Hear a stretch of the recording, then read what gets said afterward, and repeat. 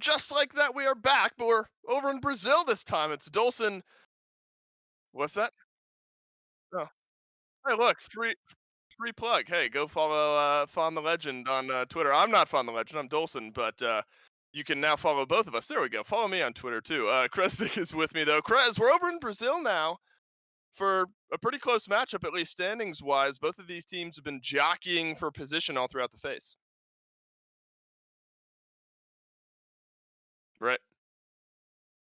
Maybe now it's Parallax Carnage as I'm muted again. From what they had been competing earlier with that 3-2 that they had, but Incontrol Ignite, they were the teams that when this started, I was like, these are the two teams that are absolutely the closest to each other that I thought were going to be the most competitive, and I still think they can be. Incontrol have kind of grown a little bit over the weeks as it's gone on, but I think that Ignite have looked better. They've been kind of leaning into some of their more unique picks where we have the Amani coming out from them is something that no one else is really doing. It's looked really successful, but I would kind of expect them. They're going to be ready for it, right? Incontrol, right. They've now Ignited done it several weeks in a row. You're ready for it. It's not a surprise pick anymore, and they've probably at least figured out how to deal with the dragon. I hope I see it. Look, I haven't seen Amani. That must have been in one of the broadcasts that I wasn't on, because I haven't seen Amani in months at this point. I love that pick. So fingers crossed we at least get to see her once or twice today, because definitely a lot of fun to watch. When she ends up getting played here.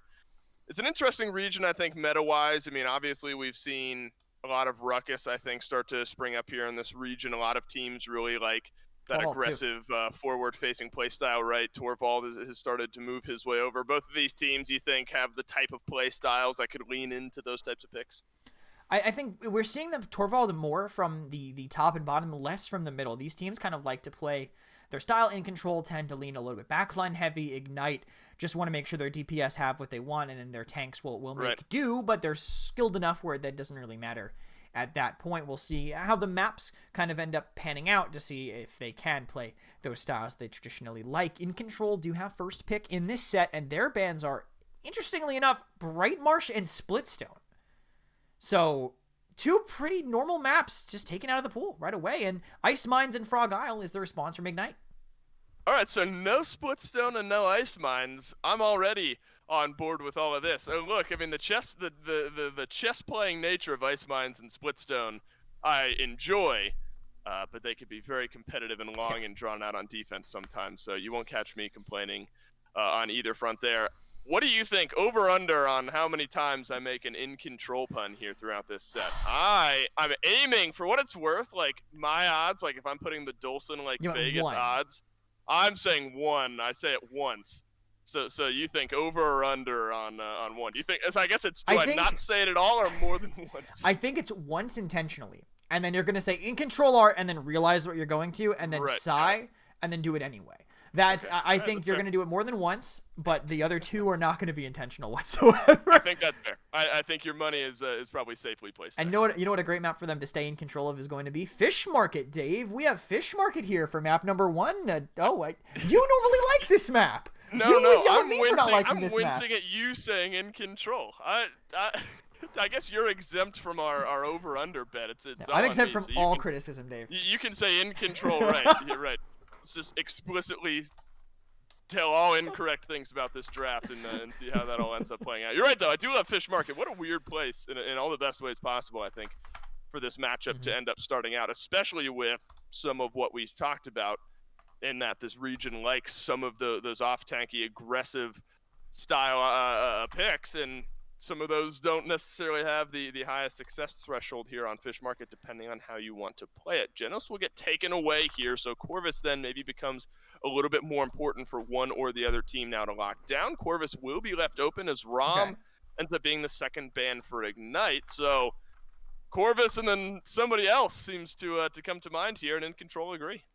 Yeah, Corvus is the first pick. Not surprising. Corvus is actually fallen out of priority in North America, interestingly enough, which was the region that was picking him. I mean, I remember distinctly watching some of the initial EU games feeling like I was tearing hair out because no one was picking Corvus. He was just going unpicked and unbanned in these sets. Brazil have picked him up significantly. NA kind of favoring the Grover now, but he does still bring a lot to a team on a map like Fish Market when he can give you just a speed buff and say, listen, there is no reasonable way that I'm going to heal you. Have fun. take a mark. Right. I'm going to heal our tank. You're going to be fast. You're going to get some life steal, and then come back at 8 and call me if you're going to be out after curfew. That's all that Corvus is going to do on this map, and pray that he survives a lot of the dives that are coming in. Corvus, a new parent in the realm, I suppose, sending his kids off. Just call me when it gets dark. I'll ring the dinner bell and yell out on our back deck when it's time to come home. Ignite Gaming, they go with an opposite mindset, though, with their first 2 picks here, Liana and Androxus. So they're heavy on the damage dealers, but that still leaves open the Victor. So, admittedly, Krez, I haven't seen this a whole lot recently. A team prioritizing Leon over the Victor, 2 characters who want to do the same types of things. You see it a little bit on maps like this, specifically maps like Fish Market, where it's so wide open, you're kind of playing Leon like a pseudo-sniper. I don't know why they're picking it over a real sniper, which is still available in that Panessa, but they're playing Leon like a hybrid. Right. You have that 1200 damage. You can get the resets from it if you find a kill with that shot. You also, of course, have the mobility and the anti-flank potential. So I think they're playing Leon more as a, we're going to snipe you with it, but if you happen to draft a very flank-heavy composition, since we're prioritizing it so heavily, we'll have an answer to that as well by kind of hedging our bets from the very beginning. Point there, Krez, and you know, another thing that I think kind of follows into that category is now the high prioritization of Fernando here as of late. We've seen him in a couple of different roles. I mean, I guess either point tank or off tank are the 2 ways you sort of play him. Off tank a couple of times yesterday. So admittedly, that's somewhat interesting, especially when the likes of Ashe are still available. I mean, in control, Victor, Maeve, and then Inara Ashe for space creation. That's about as classic as it gets, I think, in the draft there. And in control have something they'll probably be happy with. Yeah, I think in control have just a standard draft down the line. Honestly, I would love to see something unique from the Ashe. I think in particular, I love Slugshot on this map. I feel like it's so wide. If they try to run away from you, you just poke them for so much damage. My only concern for Ignite is the lack of super consistent damage. It really is just this Leon. If that Buck ends up getting caught out, whether it be through some level of CC or just traded into the Maeve where they can't really win that fight, I can see them getting shut down with this double flanker composition, and it ends up putting a lot of pressure on this Nando who's just trying to stay alive in front of an Inara on a map that's so wide that his ultimate really won't be doing as much as it is on the Bright Marshes. And welcome back in, guys. My apologies for that, and I will explain it because this might happen again. I'm saying that now. It actually might happen again. Spooky. So because we're on the new patch, I have to show you guys games on the old patch, and I don't have that ability. What I have is a client that I have to restart between every single game for it to actually work, because I can't log into a server that doesn't exist, because there is no server hosting the old patch right now. Every time you close and open a game capture in OBS, you spin the wheel. Sometimes that wheel lands on crash. It is not a Paladins problem, it is a OBS problem, because it's happened for any game I've tried to open with it. We're going to try this again this way. If it doesn't work this way, I'm going to have to take a longer break when we come back, so I can set up a window capture instead, where I will be a lot more stringent on what I can show on screen, but it will be significantly less likely to crash. Problem, of course, is OBS. Sometimes when it grabs game capture, it just absolutely crashes, burns, and does exactly what happened before. So again, nothing with the game, purely OBS and game capture. You're a wizard. Am I a wizard? I do have the game. I do have the game ready and available, and we can here we go. Get right into that one, Dave. Spin the wheel. We're spinning the wheel. No, we're good. We're already good. We're already good. It started with it. It started with it. When I have to restart it between maps is where we're going to be spinning the wheel. Oh, understood. All right. So, but to get back live on stream, we had to spin the wheel like just a second ago, right? Or no. It was already good. Every time I restart, see, I could restart OBS every time and have it be fine, but then I'd be ending the stream every 15 minutes. You're a wizard.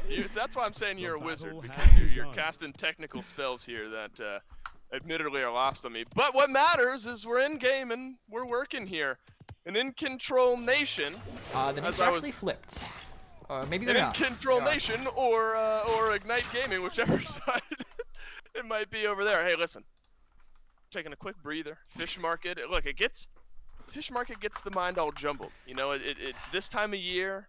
Spookiness just over the horizon. We're all the mind is in plenty of different places here. So understood. We're all out of control here. I nearly hit nearly hit my 1 threshold. You're 1 already. 1 minute into to game number 1, but I held it, so still doesn't count there. Back into game we go with first blood over to Incontrol Nation. It's Mika on this Leon, already taking down onto the low ground, and it's Zeeds who ends up falling first. So no more healing now for Ignite Gaming. Deja Vu takes a tumble as well, and look at these low health bars. King Kaiser has to reload, but Mika, he'll slide in to the tune of a double kill, and looks like point number 1 over to Incontrol. Yeah, quickly taken with this Leon. A lot of pressure there. Owned by Incontrol with some space now being owned. All 3 DPSs on the far side here and doing a great job of keeping things locked down. These hit scans have great range. They can get some really long distance poke, and the dismounts happen early, so Penny and Ornstein, they take some ground, but this card should be rounding the next corner by the time Ignite actually gets a fair fight here. They're trying to break out, but they only have the Victor really to do some poke. Well, there's a good example of why this Leon's starting to get picked a little bit more. Nearly 1 volley of abilities gets the kill on a Deja Vu, but instead the good old auto attacks will finish off Ornstein. So no more Ashe on the left-hand side of this fight. Payload continues to work itself forward. Incontrol have picked up so much ground here, and Amadeus won't even fall. He'll pull up and stay alive now, but right back to the high ground he goes. Kubi's attempting to keep the card at bay. Perez, nothing's going the way of Ignite Gaming right now. Incontrol Nation absolutely steamrolling. Yeah, they're all over them, and look, they're even spending ultimates here. Ornstein forcing out the Buck Wild by merely existing, and Deja Vu will die for that as well. They're doing just a great job of keeping them locked out that they're even popping ultimates. Incontrol want to take this now. Wow, I think they're just going to. Penny will fall, and we're a couple minutes into this game, and Incontrol Nation already find themselves up 2-0. Is what Fish Market can bring, I suppose. You and Fawn, you had what, an 8-0-1? Was it a Shaolin on Brightmarsh? Yes. That was through 1 point. Maybe it was a similar amount of time. No, at any rate, it's 7-0-3 for Mika. Yeah, it was about the same for Nauk after that first round. Mika is running away as much as Nauk was in that last game. A great performance to start things off. And I jumped to the healing chart, but I want to stay on that damage chart because this discrepancy here is wild.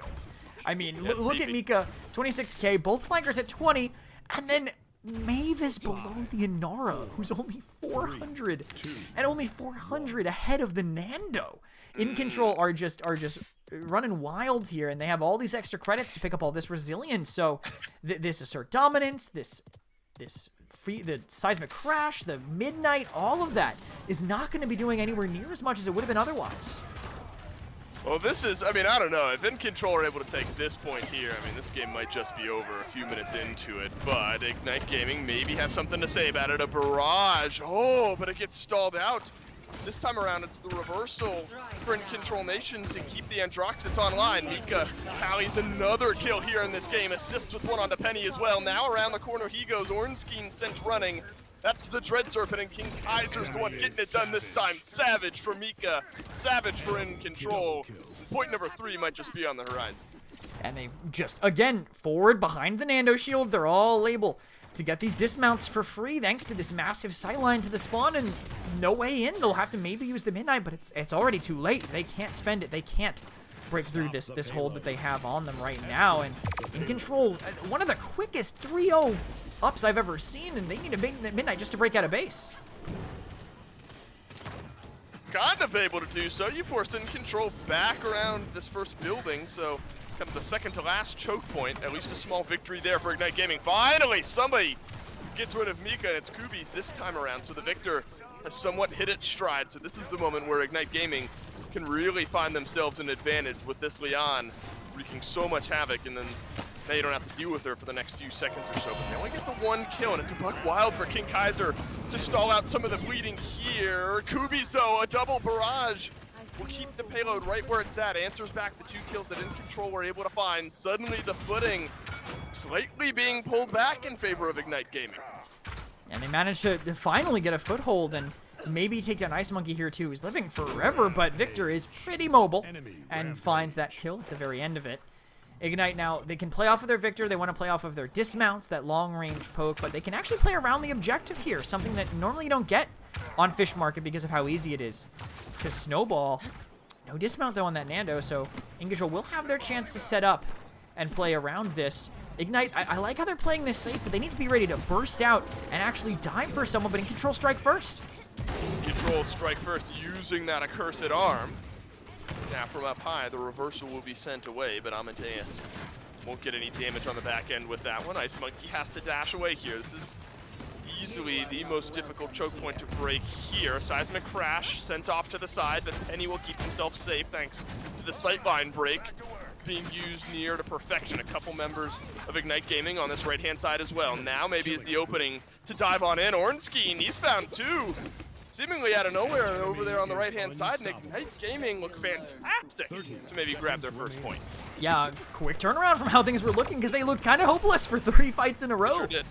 Basically, but now staying very aggressive and in control, not really being able to stabilize. It's tough, too, when you only have one tank. If your Nando gets pressured, if your Nando can't survive through the damage coming in, then your DPS won't be enabled anywhere near as much. But they force them back, and they might even have a chance to get this. But Kubi's, that one shot gets missed, and he gets another chance at life.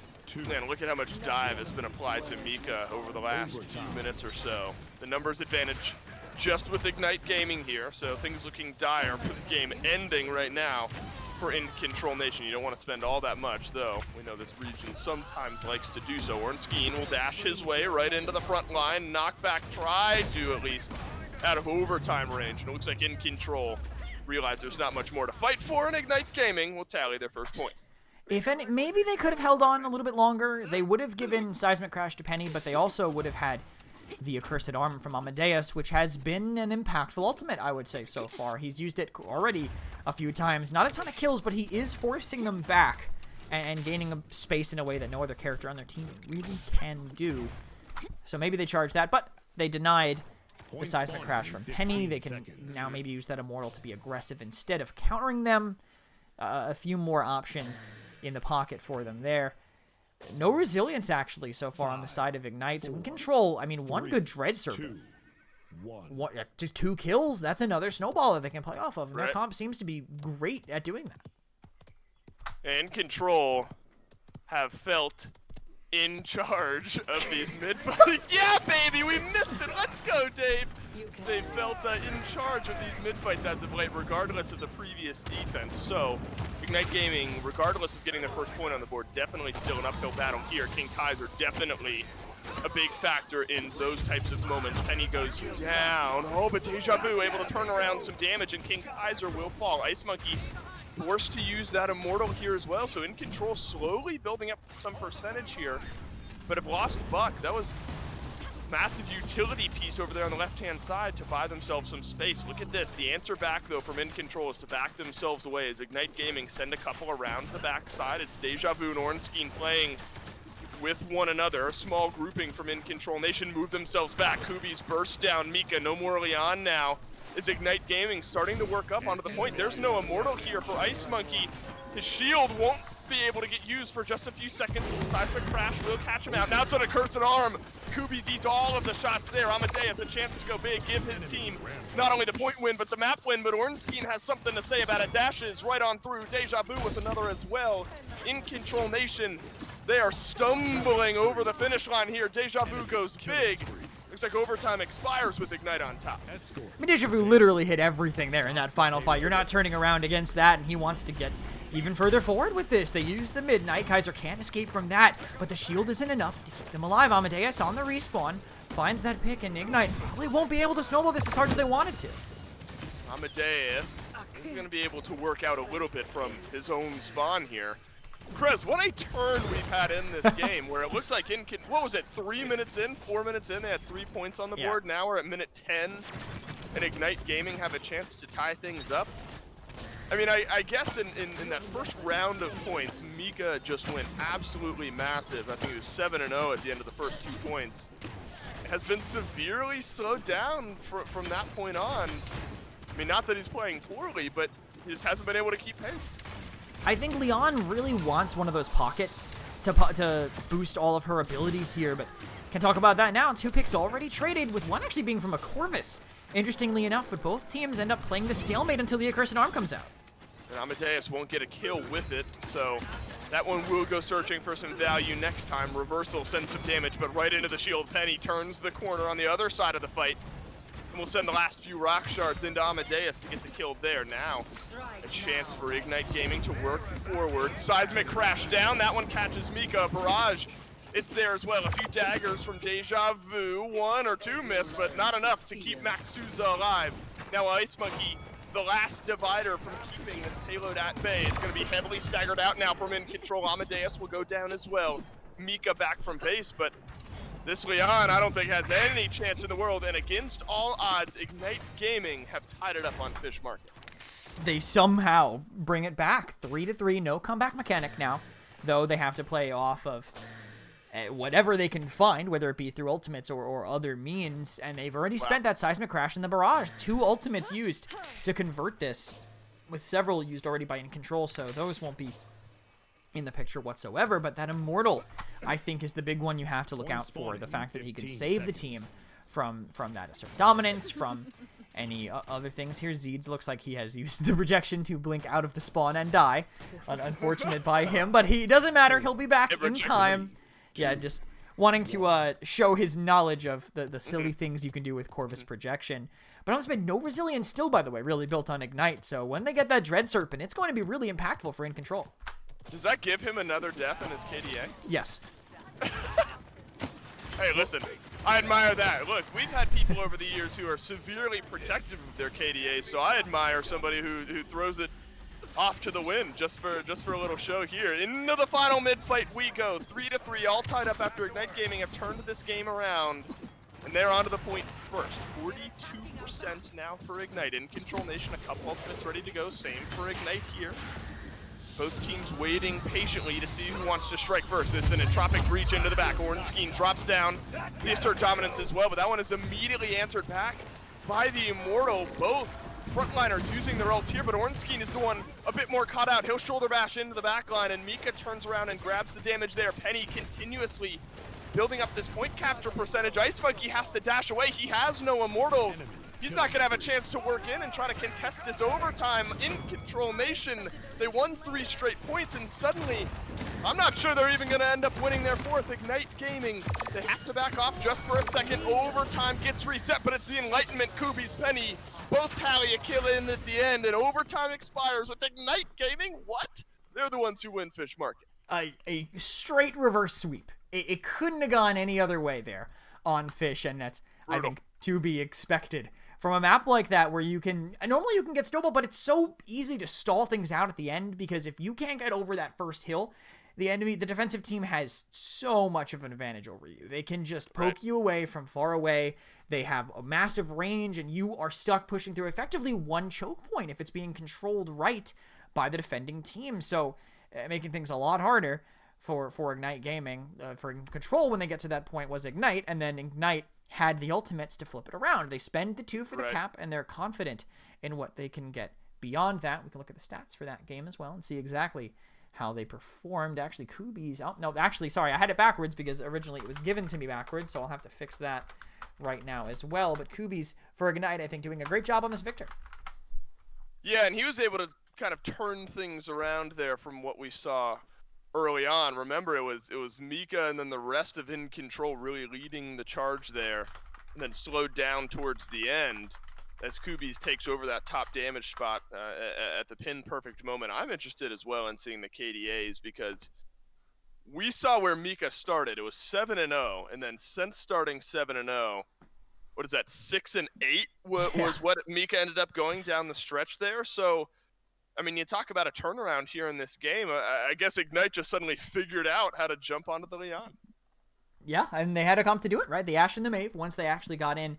Maybe Deja Vu just needed to warm up, honestly, because he looked all right at the start, but then was just hitting every single dagger, basically, from that point forward from him. So a big level up definitely helps on a map that really kind of requires the mobility as much as that one does. Fish Market, though, that was Ignite's pick, and they managed to win it. What a way to start. What a way to start, too, right? Imagine going down 0-3 that fast on your own map pick. How do you recover from that? You don't. Honestly, you do. My mental is so fragile. My mental is so fragile that, I'm leaving, I think, if something like that happens to me. So hats off to all these players for having the ability to continue playing on something like this. Look, I love Fish Market. What a way to start off this set. We're not immediately going into an Ice Mines or a Splitstone Quarry, so no matter what it is, Kresnik, I think I'm going to be happy. Well, I can tell you what it is, as I get it already here on my end, and it's actually going to be Jaguar Falls. Falls, I knew it. I mean, it's the last standard time. And he can't see what I'm typing in. I promise. Oh. He is no way to see that. Used to, but actually doesn't anymore. We can head into picks and bans for that, as I do have that ready for us here. Ignite Gaming, second pick after that. Even though they won that last game, it's not loser's pick just yet. This is Incontrol's initial map pick in the rotation they get, and this is a very different map. So I expect to see things look very different ban-wise, and I think Willow kind of speaks to that. She's fantastic on this map, kind of fulfilling the role that old Pip used to do, where you can play on those bridges and spam down, and Ignite banning out the Ashe. They played well with it last time, and they don't want to see Incontrol do the same. Look, and you know, sometimes we see teams go like from Jag to Bright or from Bright to Jag. I mean, two very similar maps. I think you're absolutely right in bringing up how different these two maps can be. Fish Market over to Jaguar Falls. Corvus taken away. Genos, though, as well. Remember, in Game 1, it was Corvus let through, Genos taken away. So small difference here in this one where both of the Mark healers are going to be off the board. Ashe as well. Incontrol Nation. Talk about surprising. Zin first pick here with some of the priority point tanks and maybe some of the other healers still around. Look, you got a guy who's feeling good, and he's going to be piloting this Zin. It all makes it worth it in moments like that. Yeah, and Zin on this map, too, can function really well. Guillotine's great. He has a lot of ways to escape after using it. Of course, Yomi, for those kind of close-range areas, can pierce through the team and do a lot of effective damage there. Someone in chat actually says, oh, no pirates. And I didn't say anything because the second ban was normal. If it had been like Willow Drogos, then maybe I'm like, pirates looking kind of good right now. But they'd ban a totally normal healer after that and end up going Zin, which actually kind of counters pirates in his own way. So a little bit of effect there. But Incontrol, they needed an answer to this Cassie Vivian. They gave away Vivian and banned the hard counter in Willow. I mean, the hard counter in Willow, and right. Eevee is the only one left, and you don't see that really as much. Cassie will be the pickup for them, also followed by Grover. So one of the better healers on this. Teams are wrong, need to switch. All right, well, I will just do that right now. Apparently, the teams are flipped around again, as they have been given to me in the wrong order twice in a row. Unfortunate. Come on, guys. The draft info I have here, but Ignite are the team who went with that Zin early, and Incontrol wanted that Inara Vivian instead. And and that's right. When I said, damn, they're going Zin first, that's why I was surprised, because the likes of Inara and Vivian, hell, even Victor's still around. So you're putting a lot of stock and a lot of confidence in picking Zin first overall with the likes of Inara, with the likes of Vivian still on the table. Cassie Grover, though, I think a good way to answer there. So you got some good confirmable long-range damage. Kind of slept on as some of the mobility of Cassie as well. Obviously, it's not, you know, she's not like a big flank type of pick there in that category, but definitely can move around the map well depending on how she wants to play it. Atlas and Fernando round out the Ignite Gaming draft here, Kresnik. So lots of damage and lots of health there to work through, especially with the Grover right around there to sustain him up. I like the sustain that the Atlas can give with the shield in the way, as long as they play around it. A lot of ways to live through a bit, plus a lot of CC, which means they probably have to win before Resilience ends up coming online here. The last pick for Incontrol, they have, I would love to see another tank here. Maybe, I mean, Rom is unpicked, unbanned, but it would be into Cassie, Grover, Atlas, so probably not the best idea. They're going to triple DPS instead, and Droxus as their filler. And remember how I mentioned rolling the dice, Dave? Here we go. This is that time. I'm going to click play, and maybe OBS crashes. Maybe it doesn't. We're spinning the wheel a little bit of time. If the stream just dies... I'm putting them all in on red. We're all in on red. We're all in on red. Is that you saying that you like Incontrol's draft better? I think their draft is going to be more fun to watch because I like triple DPS. Look, if you draft triple DPS, I think regardless of who it is, you're always a team after my own heart because I'm often won over just by fun and interesting things. You know, it's kind of like dangling like something shiny in front of me, and I kind of go for it. Okay. So I do like Incontrol's draft as far as my heart goes.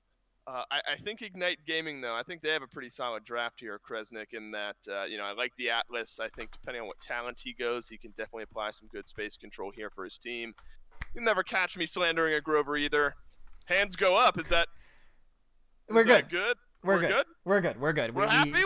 We landed on red. We are. The OBS didn't crash. That's all I care about here. Let's go. As I need to actually get this typed that. in. I'm very happy, but now that we're in game, I have to type in the team's name. So no, that's okay. Make sure they are the unflipped. I have I'll provide 100% checked, and Amadeus in chat was correct here. Ignite again, 1 up, and we will head into game uncrashed. We are doing fine. We are feeling in we good. Go, baby. Let's go. Right into this game, and Scorch for the Nando. Interesting. This might actually be an Atlas point tank, which I'm a huge fan of, but we don't necessarily see quite as much as some other picks. I mean, it's definitely inconsistent and hard to play, but we could totally see it if they're going to play this off tank Nando. Man, off-tank Nando. I thought it was a one-off yesterday, but I suppose it's not. He can provide some decent damage if he's put in those right spots, especially with Scorch on his side as well. It's going to be Ice Monkey right back on the Inara, though, so that'll be helpful, or an Inara right back onto the point, rather, so that'll be helpful for Incontrol Nation and building up some of that early percentage for themselves. Amadeus thought he might be flanking someone, but instead he's just left alone, plugging some shots right on through to Ignite Gaming, who grouped themselves up. Not surprising when you have a Grover on your team. You want to fight around him as close as possible. Ornstein will send the setback onto one, but Mika around the backside will immediately pick up the first blood. Answered back though with one onto Ice Monkey. Very even here on these first mid fights, but Fernando tanky enough that he can make his way right back onto the point, but immediately leaves. Both these teams neck and neck as far as percentage. Yeah, neither team has really been able to stay on the objective because Vivian on one side, Cassie on the other, and the Shaolin. A lot of damage getting traded in both ways, but Inara's back. They can finally stop that contest from happening. They just need to actually make a move, and it looks like this is Incontrol's time to actually pressure and go, but they're not ready for Ornstein. Kick guys are so low, and they set back to pull the shield down. It has 140 HP, but that number goes down to 0, and suddenly Ignite Gaming have blown open the door as Ornstein and Kubies will find a couple of kills. Now it's a double for the Cassie as Kubi starts to heat up in this game a little bit. That'll almost certainly be point number 1 for Ignite Gaming. They want to keep things rolling here. Remember, this is what Incontrol did to Ignite throughout the first couple of points there on Fish Market. Now Ignite Gaming are going to keep these kills rolling. Losing Kubies, though, that'll likely slow down this payload. Kubies has been a pretty impact player, I think, for them so far, so good to get rid of that Cassie. But Amadeus overstep a little bit there, walking in, and look at this. Deja Vu spites in and gets walled off, but the Immortal, that goes through walls. Deja Vu is going to be fine, and maybe Incontrol overextended. Oh man, look at the damage King Kaiser is able to do here. Finally gets a kill for himself, set up 1 for Mika, but now Ignite Gaming, they'll have to retreat themselves here. This is always going to be difficult to fight on into. Shaolin has really started to see a rise in play as well. And then I suppose from what we saw in our first set of the day, we can see why there are these moments where that burst damage is just way too much to deal with. What was that one shot? He did like a third of Penny's HP? Yeah. That is nuts, man. That is absolutely nuts. You gotta be careful if you're gonna be playing into a Shaolin. And Ignite Gaming learning that the hard way right now. They have not been able to make up much ground at all. A lot of it brought to you by Mika. I mean, this is... Shaw was being banned all the time in Brazil for a while. They just kind of leaned away from him. They leaned away from him. They went other directions, but Shaolin is still just as good as then, and there goes Penny. 1 arrow. Sand Trap boost does so much that they can get that kill and keep up this pressure. This aggressive zone working wonders so far for Incontrol, but I don't know if they know they're getting flanked. Ornstein on the side, but he stops to actually start a fight. Amadeus throws up the reversal, but his hands drop, and Ornstein will pick up the kill there. So Ignite Gaming definitely not out of this one yet. Jaguar Falls can start to move quickly if you get a healthy enough stagger. Actually, kind of a low-key decent wall there from Ice Monkey, just keeps slowing down Ornstein from positioning himself into a spot where he can affect that fight. Definitely far on the back end, but this is why now Ice Monkey is starting to get pressed right on through. Can the Inara stay alive? For the time being, yes, but King Kaiser cannot. Deja Vu has found a flank, and Ice Monkey not only stays alive, but finds a kill onto Deja Vu, so that's a 1-for-1 trade. The defense advantage definitely here for Incontrol Nation. Amadeus will plug down some shots onto Zeeds, and if you lose Penny here, this push might just be all but over. Amadeus now has 2. Kubi's dancing back and forth behind the pillar here. Amadeus looking for the spin shot. Big kills for Incontrol. This game is tied. Yeah, they're able to lock it down there near the very end. I was really worried because that last shot that really should have probably hit Penny on the side of Amadeus missed, but the reversal luckily connects after, getting them that staggered kill there. And all the damage is actually in favor of Incontrol. Ignite kind of just playing off of that sustain that Zeeds has been able to give them so far. So that whirlwind we saw at the end of that first fight really helping them stabilize. That's what Grover does best, I think, more than anything, is keeping the team all up and in the fight and giving healing whenever some other players probably wouldn't be able to have it a bit of the time. You know, when that Grover doesn't have to go out of his way to reposition for you, just play near him, you'll get healed up, you'll be back in the fight, and when you need that burst, he'll probably have that charged as well. But Incontrol, they have 2 CC ultimates. I'll pull up the item screen again, and there's a lot of resilience on the side of Ignite Gaming, so they have to have some really almost immediate follow-up to really get anything out of it. Yeah, right. I mean, the Seismic Crash is so good at turning around fights. So is the Dread Serpent. The Seismic Crash will get used here. The Accursed Arm as well, up and over. Amadeus has suddenly found himself in a whirl of hurt as Kubi's turns around and deals the damage. Now Deja Vu starting to work his way on in. The Exiles are going to connect for Mornskeen right into the Dread Serpent, but it kind of sends him in the right direction. It's a slither on away to keep the Damba alive, but Ice Monkey is going to be doing a fantastic job of just slowing down some of the point capture here for Ignite Gaming. Incontrol.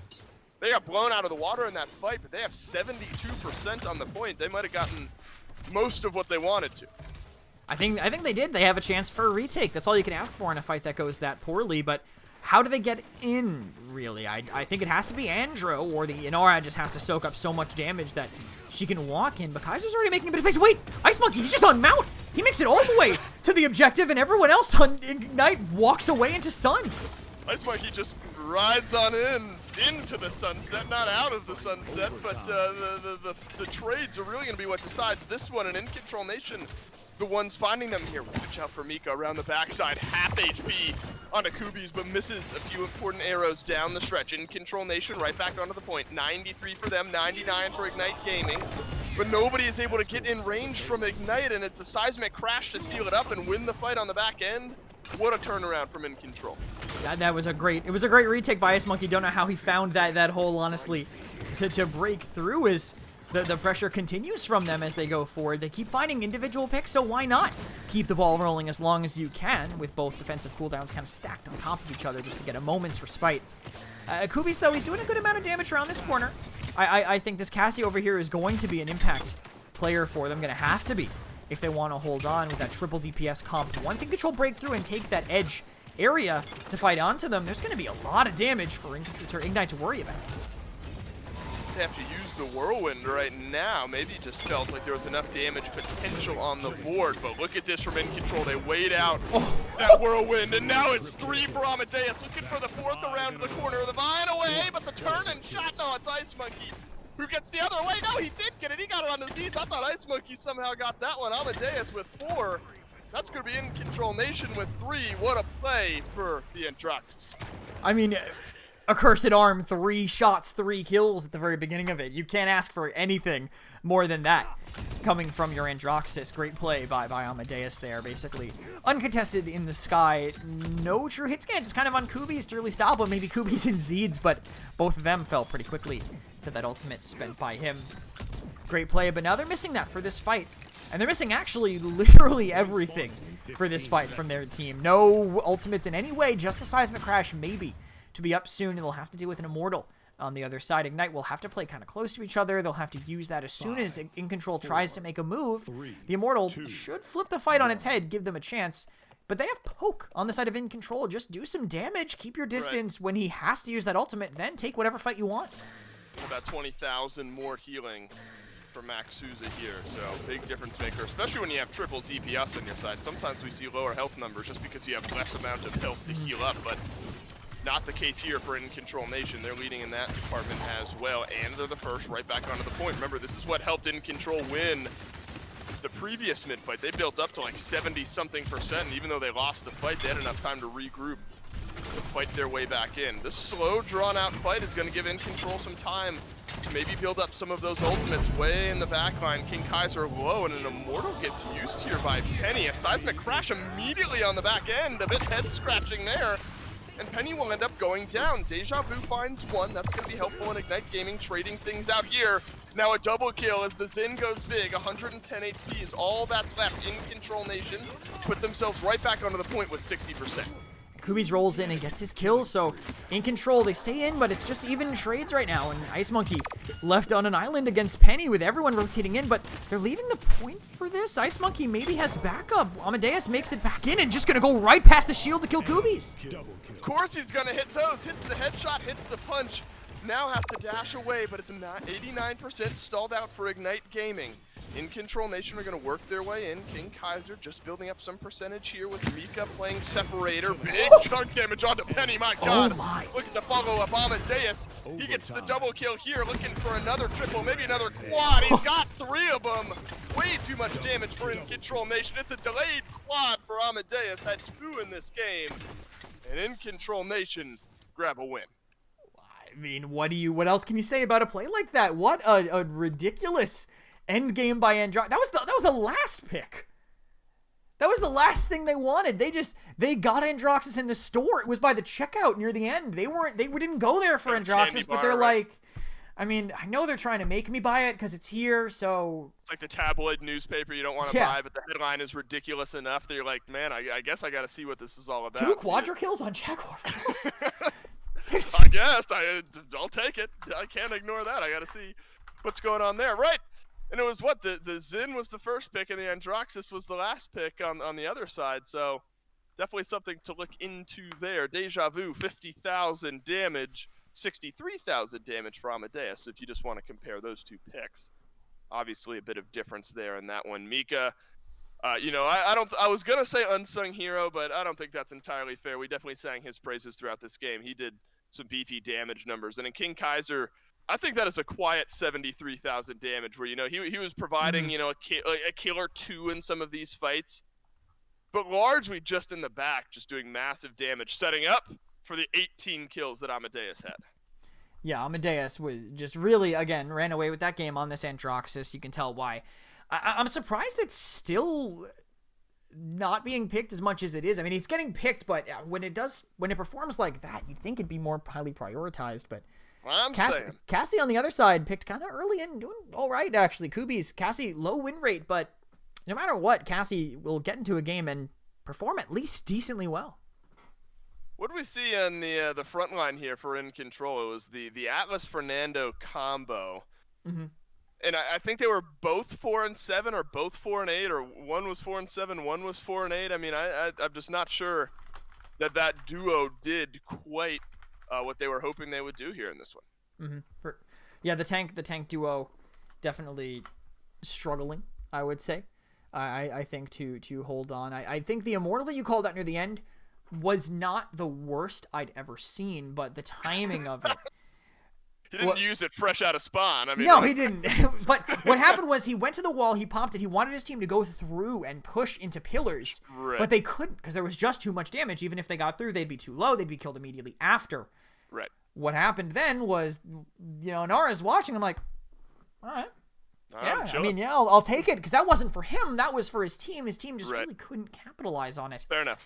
So in Control, they manage to run away with that one off of the pick that they have. And now I'm gonna say this now: this next game has Ignite on first pick. I'm really hoping they're actually first pick. Let's go. Because we've had some stuff here. Look, you are absolving yourself of any sort of guilt if that's not the case. You are slamming them.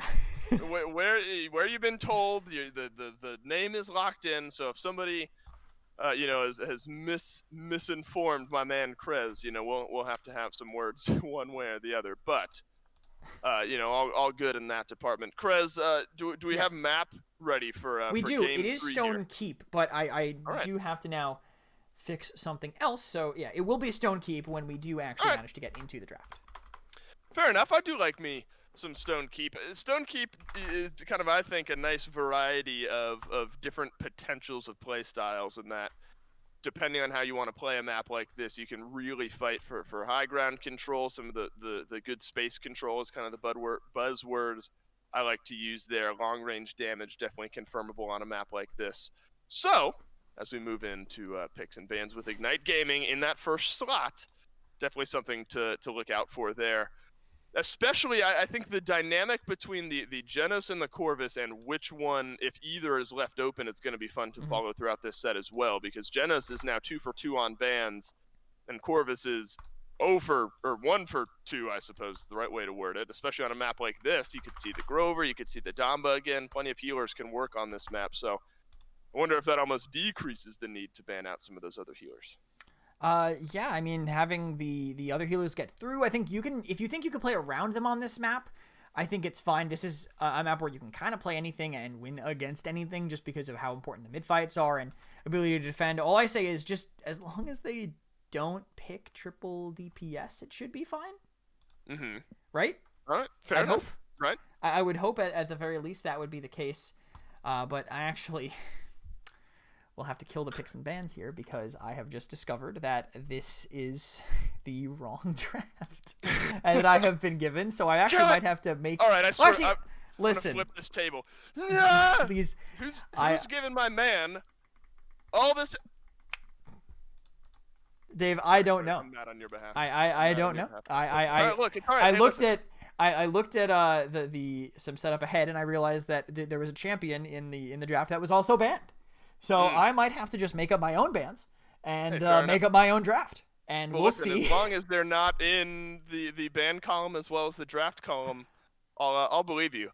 Actually, this could be a good challenge, a good casting test. You could just throw out some of the most ridiculous bans, and we'll see how we can maybe cover on some of these fronts. Like you throw a Pip out there, he hasn't been picked or banned here in a little while, and we can talk about just ban Pip for no reason, just for just throw you a wild card or two. Right, and then it's like, all right, so why might they have banned the Pip here? He's fun to play, and I think that's really the driving factor in a lot of these picks. If a champion is fun, that's why you need to pick them for your side, regardless of their ability to do well in any of these sorts of games. Hey, you can do a little bit of healing as well. We have seen, 3 Pips maybe this entire phase, something like that. I don't know what his win rate is, to be honest. That's what... Gormizer is fantastic I think at keeping track of things like that. I can check the win rate as well, but I mean, clearly I'm going through a little bit too much of that right now. I believe the ban was still Ashe, now that I'm looking at this, because I don't see an Ashe here. We're gonna assume that was it, and I'm going to take this is my creative side. Look, I think they banned Ashe and something else, but we're flying by the seat of our pants. We are flying by the seat of our pants. Listen. I don't hate it. Look, this is primo space here. This is untouched ground where we're just kind of we get to make this world as we see fit. We get to mold these bans in our own way outside of any of the picks or bans that these players have or have not provided to us. I mean, look at that, the Shaolin ban. That makes some sense after what we saw in our previous game. The big damage numbers, just way too much to deal with.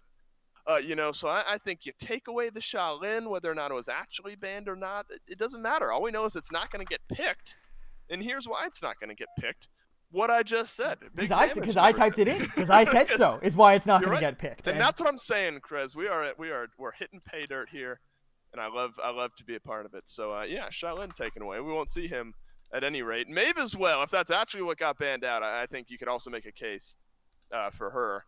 And then Rom to top it all off. Listen, the Juggernaut running his way on in. I don't want to deal with it.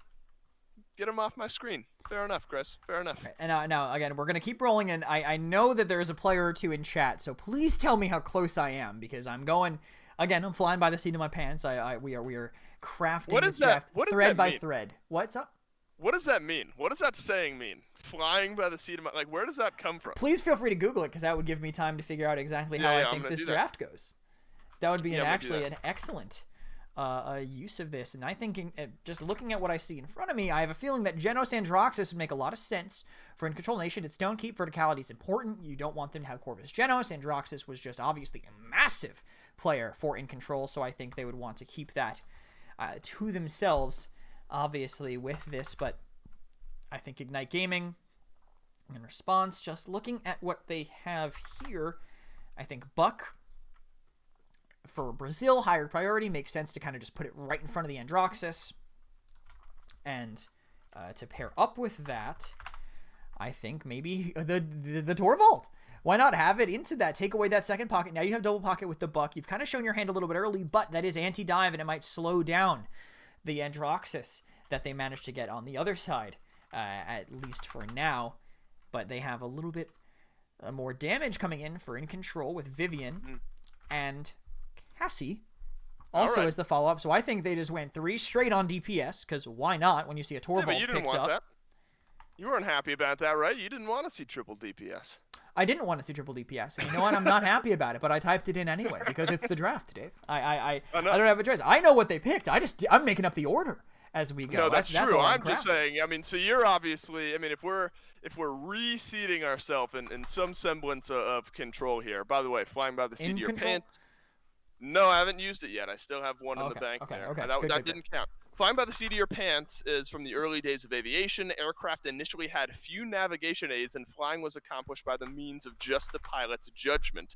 The term emerged in the 1930s and was first widely used in the reports of Douglas Corrigan's flight from the USA to Ireland. I have no idea. What it doesn't say is how this has anything to do with pants or flying by them, but it is an aviation saying, I suppose, down the stretch. Let's reseat ourselves here. My mind has gone somewhere else. My mind is flying from the USA to Ireland right now, so I'm going to call it right on back here, and we'll reseat ourselves. Land in Brazil, please. Draft.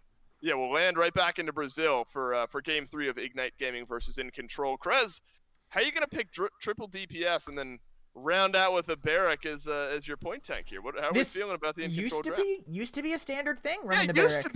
Used to be, but it's not anymore, but they can, at the very least, they can run maybe tinkering with this. By the way, we're spinning the wheel right now. Maybe we crash. We'll find out as we go.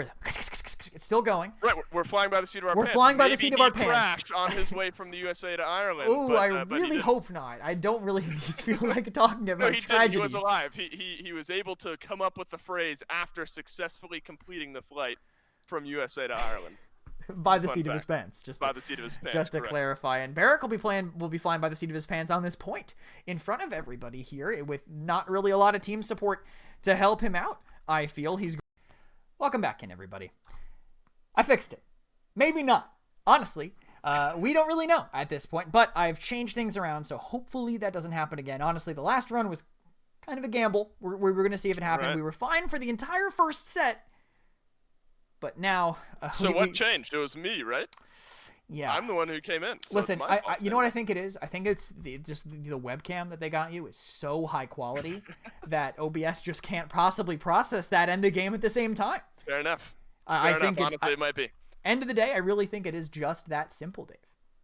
Well, look, my air conditioning costs are on the rise because, any warmer and you can see, like, the single bead of sweat forming on my head, and I have to avoid that. Hey, and the good news, I looked up a much better source for flying by the seat of your pants. The Sydney Morning Herald described it as, yes, it was the early days before instrumentation, but the pilots had to rely on their innate sense of balance, i.e. the seat of their pants, the way their body was shifting in the air to determine the way the plane was flying. So that's the origin of that story. They didn't have any help, and they were literally the seat of their pants was telling them what they needed to know. So at least we got to the bottom of that, right? I mean, if nothing else, we now know the true origin of flying by the seat of our pants, I suppose. So that's at least a win, regardless of anything else. All right, now, we are going to get back into the game.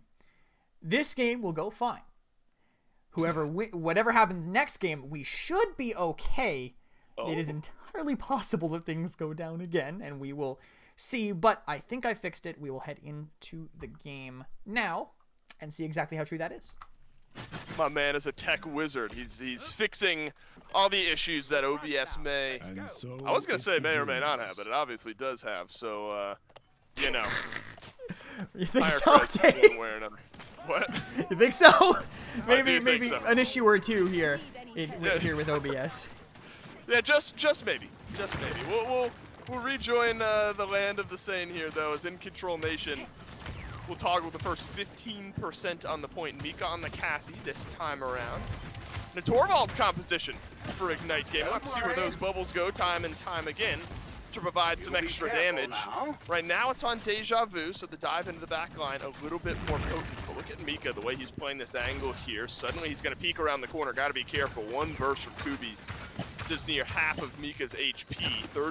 24% as Ignite Gaming have now built up a little bit of control onto the point for themselves. Kubi's eats an arrow to the dome and has to back away. Amadeus combines with some damage for first blood onto Deja Vu. Now in Control Nation, they're gonna press down onto the gas. Look at Ornstein, walks his way on in, receives some good healing, some shielding as well, just to keep In Control at bay. That one pick, yeah, bought you some space, but hasn't really bought much of anything else. I guess that's what a point tank barrack will buy you. Yeah, he's living through all that. He actually runs away from the barrage too, and Igniter just holding strong in this high ground, but really, the Inara specifically can't get in because they're backed up by all those DPS. Kubi's lives with 51 HP, stuck up top, and Amadeus looking for the kill. Amadeus now has the opportunity to reverse some damage on in, but that one doesn't connect. But around the backside of Ornstein he goes, and will punch her right back into the graveyard. Here's a cursed arm from the ground. You don't see this all that often, but I just don't want to deal with Deja Vu right now. And In Control Nation don't want to deal with this mid-fight anymore. Point number 1 will tally across the board. That one long and drawn out, but In Control end up with the win. And they're going to keep this forward zone as they should be, this triple DPS. This is, though, where it should falter.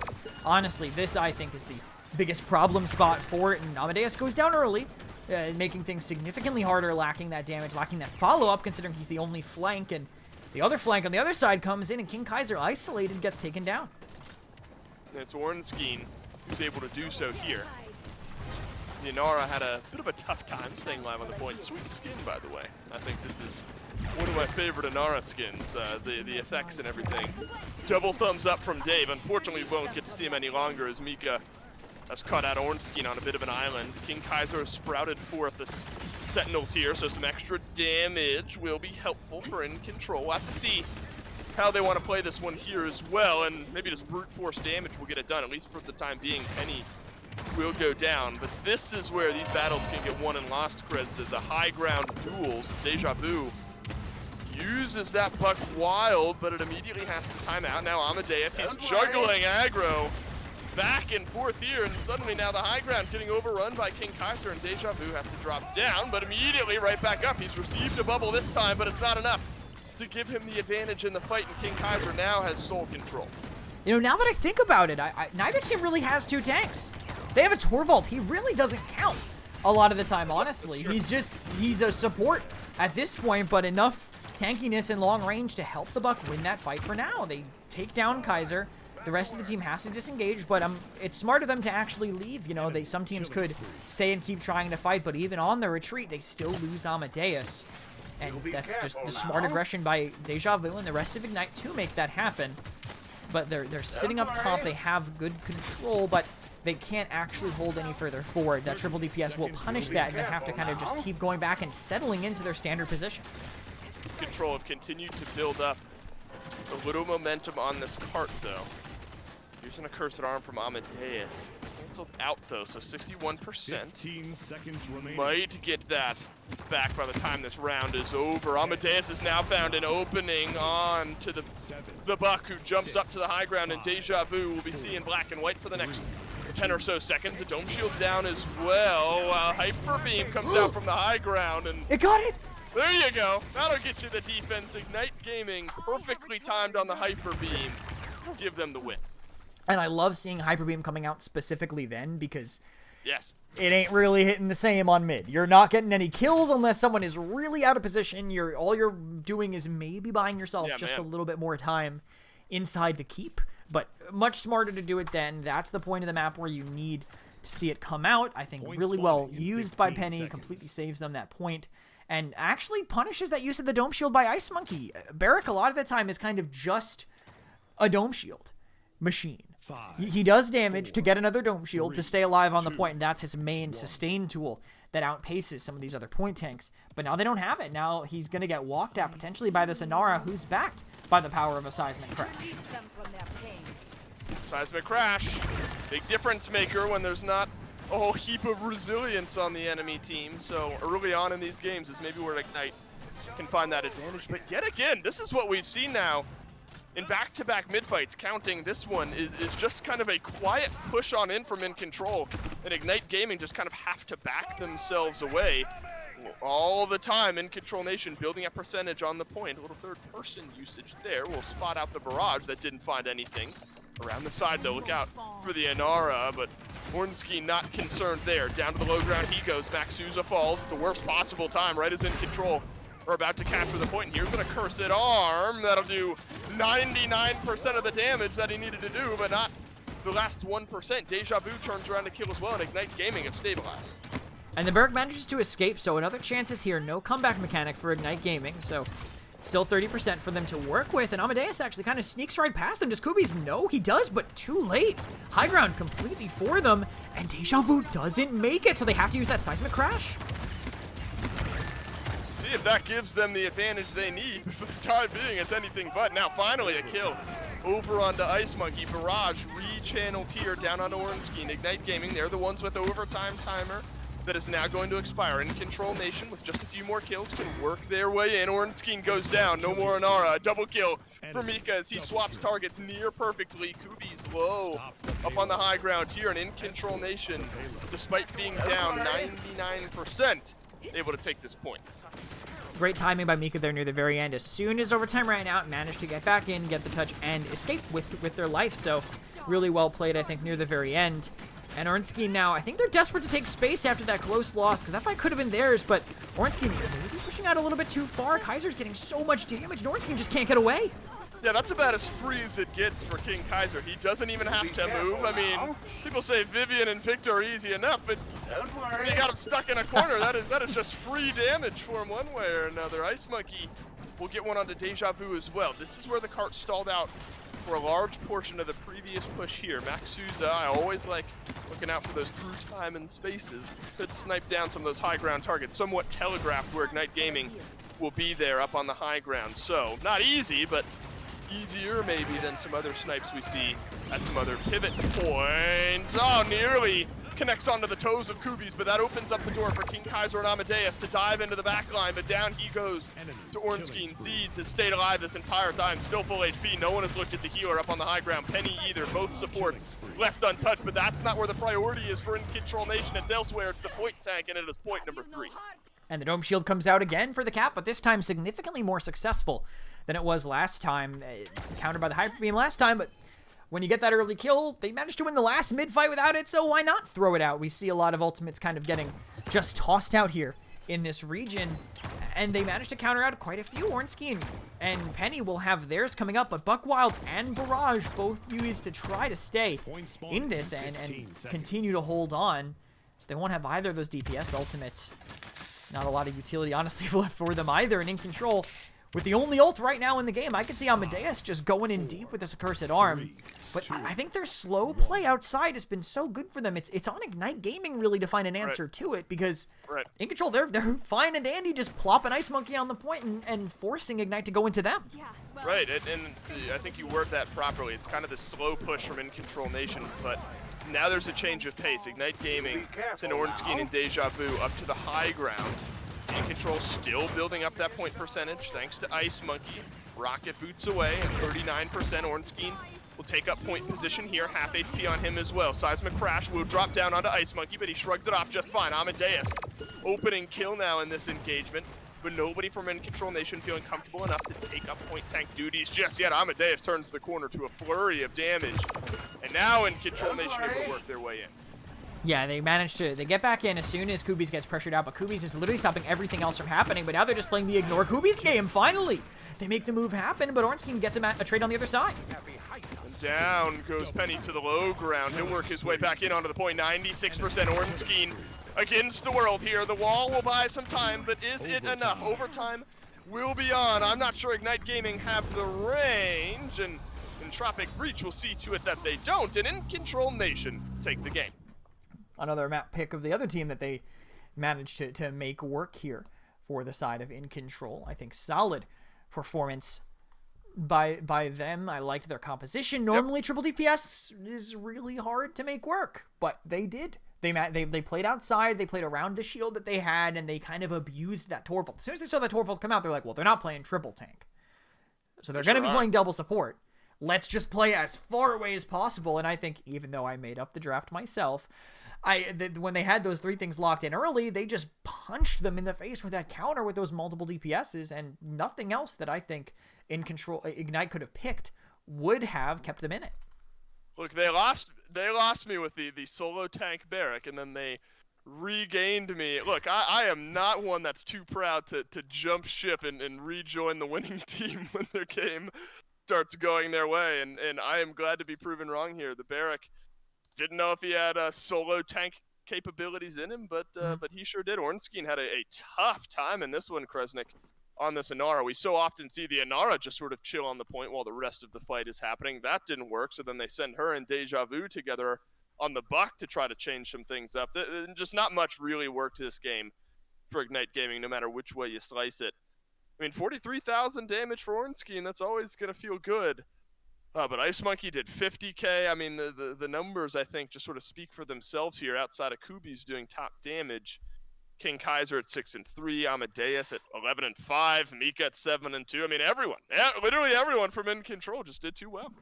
And you can tell just looking at the KDs how hard that was for them. Even rushing that Wrecker still couldn't stop that barrack from existing on the point. Kubi's also lacking caught, probably hurt in some of those fights, especially into that lifesteal focused Vivian, who he was pretty much consistently trading into on his side. So Ignite Gaming, they need to hold on. They need to win this if they want to force this to a game 5 to really be able to stay in this and keep this going. And it looks like their choice of map for this, they want Warder's Gate, but they want second pick. So they've chosen... Does that change anything in your mind here? It's interesting because I feel like they must have a strategy, right? To me, that says they have something specific, because you never want second pick unless you have something in particular in mind. Ruckus is a standout to me that maybe won't get first picked on this map, but is definitely good enough on Warder's Gate to warrant that later pick in rotation. So I would love to see Ruckus come out if that is their game plan. I maybe some flanker priority too if they want to kind of play that game with them as well. But Warder's Gate, I mean, are you happy to see Warder's back in? I don't know how much of a fan you are of this map. Yeah, look, I love the like slightly unconventional maps. You know what I mean? That have the potential to get super snowbally or can get kind of stonewalled on the defense. I like those types of maps that open themselves up to a variety of different play styles and unique types of play, and I think Warder's Gate is one of those types of maps. So I'm happy about it. I think literally, and I don't, let me make sure this is clear. I don't dislike any maps. I don't hate seeing any maps, but I'm a fan, just the way I like to watch games in general, is the fast pace, high action, things like that. So maps where you get stalled out on defense after one fight, I tend to like a little bit less. But good Paladins can get played on any map. So, I won't necessarily be sad regardless of where we go. But maps like this, the high-speed type of play style, definitely still possible. Ashe has been pretty consistently banned over the last couple of games, at least. Strix as well has fallen into that category. One thing we haven't seen, though, Krez, is despite only the Strix being banned, is either team really reaching for that Canessa on the other side. It must be just a regional thing where they don't think Canessa is as good. Strix can do a lot if left uncontested, so sure can. Does make sense, I think, maybe to want to lean in one direction. And a first pick Andro for In Control Nation with Corvus and Genos both still open. So they really are prioritizing that DPS. I mean look at it, though. How good has Amadeus been doing on this pick these last couple of games? Why not, right? Just get it if it's going to be that good for you. Yeah, why not? And this is, what was it, Jaguar Falls, where it was a Xin first pick, and then later on and Androxus got locked in last pick. And I was thinking, man, I mean, talk about value from the last pick of your draft, and you get somebody who got double quads in that game. So I could see a world. You can make an argument for Andro being first overall pick, as well as piling on that Amadeus has had himself quite a good set so far. Ignite Gaming will answer with Cassie and Genos on their side, and then a Rom as well. They're going to have some great tank potential and space creation as well. Maeve right there to follow up on the Rom, so good damage there for Ignite Gaming if they're able to capitalize. Shaolin and Corvus, though, we imagined that's what we would see. In Control answering with the Mark Healer that Ignite Gaming didn't end up picking. And then Lex and Nara to round out the draft here for In Control. So it's triple DPS once more. Are you a little bit happier with it here on Warder's Gate than you were on Stone Keep? I think so, and I also think just having that Shaolin into the ROM. The fact that they picked Shaolin into ROM, it's not a hard counter, of course, but Lex also makes things very difficult for ROM. Just the fact that he can absorb everything when that ROM tries to get aggressive. He will get lifestealed and damage boosted, and ROM literally just can't win that trade. I think that trade has to be so in favor of the ROM to make things actually work. And now, Dave. All right, hit me. We're spinning the wheel. Except it should be no whammies. Not just All like right. it should actually be no whammies. All right, now we're mixing game shows here. You don't spin a wheel. You spin a wheel and press your luck. Do you? You press the button. Oh, you press the button. You press the button. Right, all right. So that's right. We're pressing the button. We're pressing the button. But it should have not a single whammy on the board. At what? Because the older show didn't have like the animated whammy that came out and Did it not? It was like the new age one where they finally maybe it did. Maybe I'm just straight up wrong. I thought the old show like they just had the little picture of the whammy like pop up like you would put like a strike on the board in the outfield of a baseball game. Did they have like an animated guy as well? Yeah, the little red dude. Right, right. I know that the newer shows definitely had the animated whammy, and he would like breathe ice onto your number and then like mash it with a baseball bat or something like that. But like, I didn't think they had the capability to do it back in the day, but maybe they did. Maybe I'm incorrect on something else here today.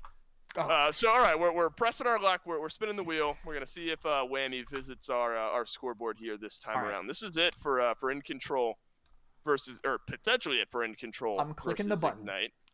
I think when I click this button, we will find out. Okay, we're good.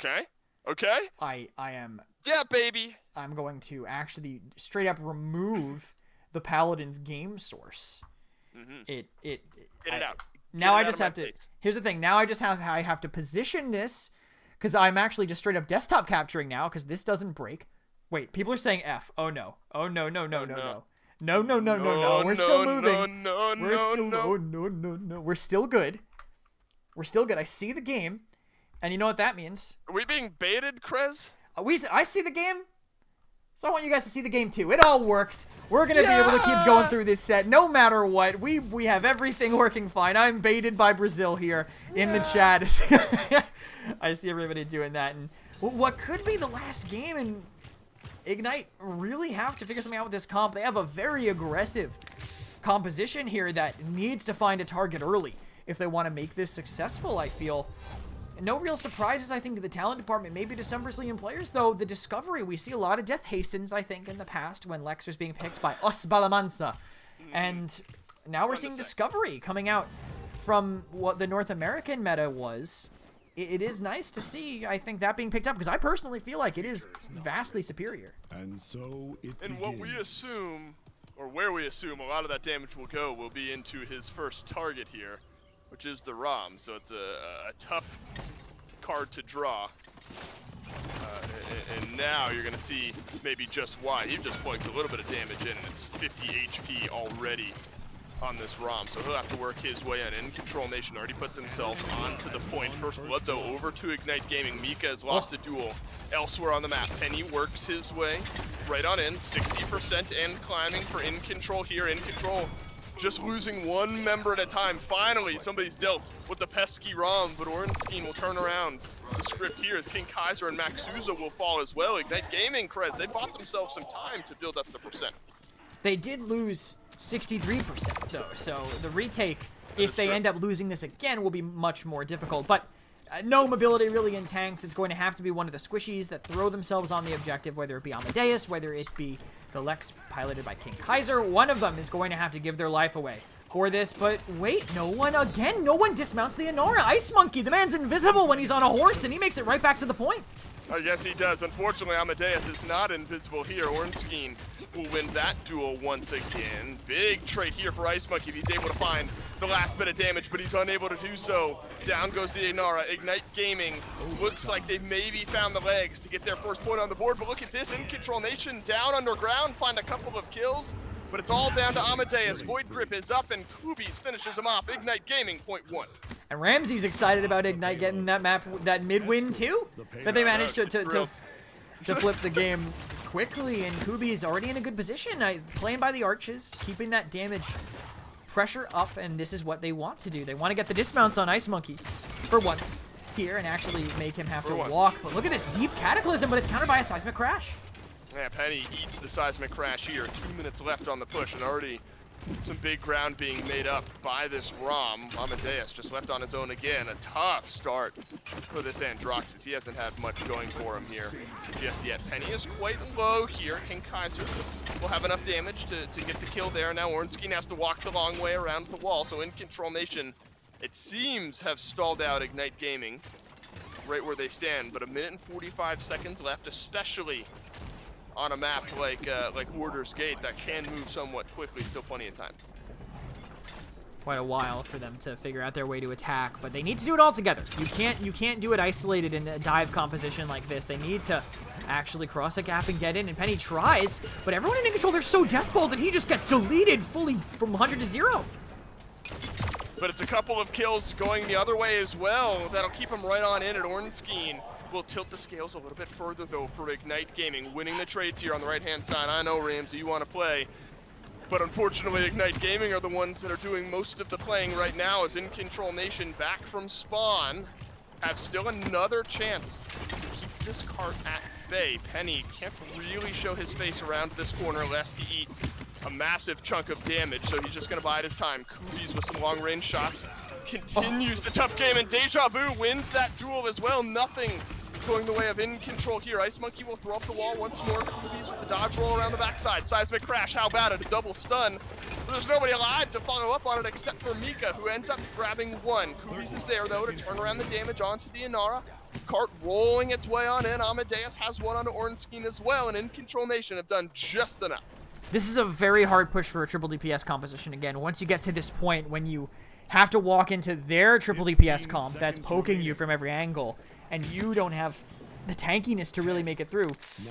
It's hard. It's hard to actually have that health pool. And Penny, he's not living long enough to really make a huge difference, but trying to run to the cart, the Maeve has to do it early, and a Heat Haze is popped defensively. Mika rolls on in, gets the kill onto Deja Vu. How about the next one, though? Amadeus finally into the kill feed instead of the death feed. A double kill for Mika here. Amadeus with one as well. Looks like this push will be coming to a close. Mika, a triple in the kill column. Could be a 4 down the stretch, but Ice Monkey finalizes things. Incontrol Nation able to tie up the game.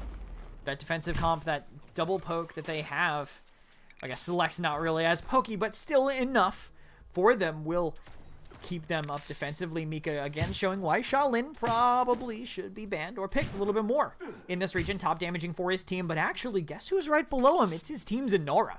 It's Ice Monkey, the invisible man, on the mount. He is living so long. To be fair, I think he is farming probably quite a bit of damage off of this ROM who's trading into him a significant amount, but that's still respectable for the Inara to be doing that. And the more Seismic Crashes you charge up, the more impact you can have on these team fights, but that impact is quickly diminishing with the resilience pickups by Ignite Gaming. 2 on Kubi's, Ornstein, and Penny. That's, what is it, 30, 45 something percent of Resil, 50% I believe actually, something like that. I actually don't even remember, but early Accursed Arm comes in, but doesn't catch anybody out. And Amadeus, though, will end up finding enough damage to help out with the kill. 40%. And grab one onto Ornstein. Amadeus and Max Souza both combined here. Incontrol Nation maybe starting to just roll a little bit further here. Look at this. Kubi's pushed on back. Amadeus now starting to warm up in this game. One more around the corner. Hit the shot. It's the punch for the double kill. Reversal is up, but Ornstein, you can't miss from that close on in. 81% for Incontrol Nation. Deja Vu is going to try to dash his way in here.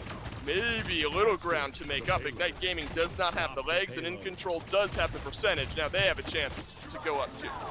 Look at this Seismic Crash too. It's in deep. It gets the both of the backliners, but no one follows up. They're still low, and they could still keep going because of that health. But Amadeus, look at that. Him and Ice Monkey, they're collapsing, and everything's in shambles right now for Ignite. Wow, the way this game has turned around, huh? Suddenly Incontrol Nation feeling like they might have the momentum to get this cart to work its way in. Everything that was not working on the first mid-fight suddenly starting to work for Incontrol. Look at the streaks, double digits for not only Corvus, but Shaolin as well. 8 streak on this Lex, who is largely mitigated the first time around on the mid-fight. Penny is in a position now, a big Okay, never mind. He gets trapped in by the wall, instead lives with like 100 HP. But in a grouped up space like that, you're probably thinking that my ultimate is gonna do some big legwork, and it doesn't really find much. So unfortunately, he had to turn just a little bit to the right, but he didn't do it. Now Penny stuck to live because Amadeus picks up 2. He's just running in circles, but the sprint's gonna run out soon, and that lifesteal's letting King Kaiser stay alive. Yeah, man, King Kaiser's doing so much work here. Down goes Penny, and now one mid-fight away from taking the set is Incontrol Nation. And look at the turnaround that King Kaiser has had. He was so slow starting here in this game. 5, 7, and 13. That doesn't scream a fantastic KDA to you, or to me. But he's top damage by about 3,000 over Kubi's. But then, what? Nearly 18,000 over the next highest on Ignite Gaming. That's Ornstein. Incontrol Nation have seriously turned this game around. For sure, King Kaiser really stacking that damage, and it's showing why Lex is as impactful as he is right now. The way that you play him, this just stacking these boosts, whether it be the lifesteal, whether it be the damage boost, whether it be the movement speed, he's got numbers for days. He is just a spreadsheet of numbers that work exceptionally well right now. He's got everything you could possibly want, and things tough, I think, for Ignite Gaming to push into. Ornstein now, he's the one who needs to turn his game around a little bit, has done so. The kill on Amika, but rampaging is Amadeus from the high ground. The Accursed Arm will pick up a kill. It's a double for Ornstein. Void Grip actually maybe helps Amadeus out a little bit here. Oh! The reversal gets it. Kubi gets one as well, so now it's Ignite Gaming right back in control of the point. It looked and sounded like a seismic crash rang out, but not much to be had there. Ice Monkey's at least dismounted this time. But look at this from Mika. A heat haze to roll on in onto this ROM. Penny is able to work his way out of range though as Incontrol Nation retake the point. They just need one more fight to maybe win the game. And they want it now. They want to just keep this stagger going. Look at that double cripple too. Neither of them can run away, and Kaiser's collapsing. Oh, Incontrol Nation, they look fantastic right now. Ice Monkey gets the double kill, 90% for Incontrol. A slow starter here on Warder's Gate, but they will be the ones to finish it. Incontrol Nation, they'll take the set. And they're definitely feeling good about that with Worlds coming up, because this is putting them even further up on the seeding, right? I'm not sure, depending on how the next couple of games go, if Ignite can actually keep up with them. So definitely a good look from Incontrol. They got... Oh, you're petting Ramsey. I thought you were telling me to be quieter. I'm like, come on, dude, what? Yeah, chill, man. Oh, I'm so sorry. You're yelling. Oh, no. Dave downstairs in the house right now, just feeling a little bit frustrated at my volume. No, it's all right. But no, a great look from Incontrol, who have been improving slowly over the weeks of the phase. Right. They started a little rougher. They had a couple random roster changes. Now they're settling back in with Mika. I think things are looking pretty good for them. And it's a great point you bring up there, moving into Worlds, and how important it is to be playing your best Paladins at this time. I mean, you can never count anyone out when it comes to tournament time. I mean, obviously things are going to be seeded how these teams have done throughout the phase, and consistency is important in that regard, but you got a top-seeded team going into Worlds playing poorly. I mean, all bets are off there. At least at that point, moving on in. We'll see how the KDAs rounded out. Mika had turned his game around. Amadeus as well. 14-7 is not what I expected to see down the stretch there, but obviously good enough to get Incontrol across the finish line. And definitely showing why the Androxus priority makes sense and why Brazil has its own little unique meta, which always fun to see these teams that have kind of figured out and mastered it. But this is actually the last BR set of the week because Tempest team unfortunately forfeited to Carnage Gaming. So I have the standings for you from this. Now that Incontrol does that, they peel away, but obviously no one's catching up quite yet to Parallax. 12-0, 27 plus minus here. 8-4 for both Carnage and Incontrol. So that is still a spot up for contention. I believe Incontrol still have to play Parallax, but if Incontrol manage to win that, I mean, they've done it before. Think, maybe in the phase 1 without their healer, but still they managed to make something close to that happen.